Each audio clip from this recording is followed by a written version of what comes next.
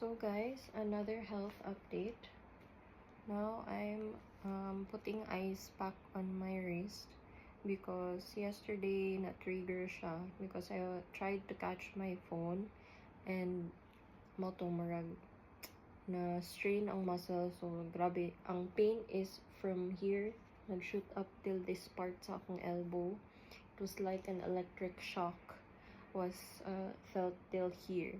I searched any other possible marag conditions. So, naga-suspect na lang may na it's tendonitis because it's already been, I think, 10 days that I've been cutting back on purine-containing foods because initially we thought it's uric acid na cause. But then, by this time, if it's uric acid, di ba dapat nag-go down na ang pain with diet restriction and fluid intake? Kay my uric acid level hasn't even gone past the kanang the high mark ba for this pain to be still here in the same gravity and same intensity ba. So we self-diagnosed myself to have tendonitis. So, nag-advise dito na mag-ice packs ko and then elevate it higher than my heart. Asa man akong heart? Higher pa di ay. Apa is short. So, I have Apa here to help me elevate my wrist because it's kind of difficult. Maybe I need to adjust a little bit. So, i-elevate man daw siya higher sa akong heart. Your inside is ice gel.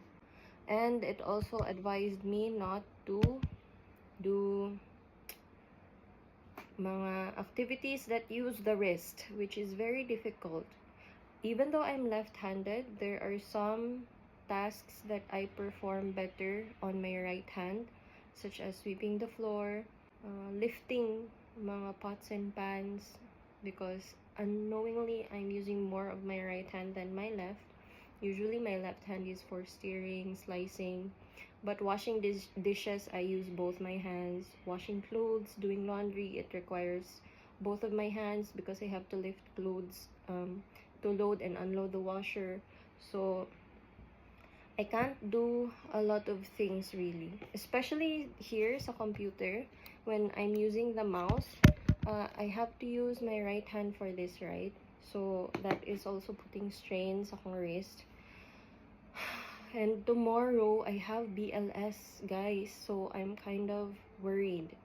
But I thought I'll just take pain reliever tablets since I have to do it anyways, and I'm not sure if I cancel again, there will be another schedule, you know, so it's better that I get it over with. So I've decided to push through with my BLS and just take pain reliever tablets for the day.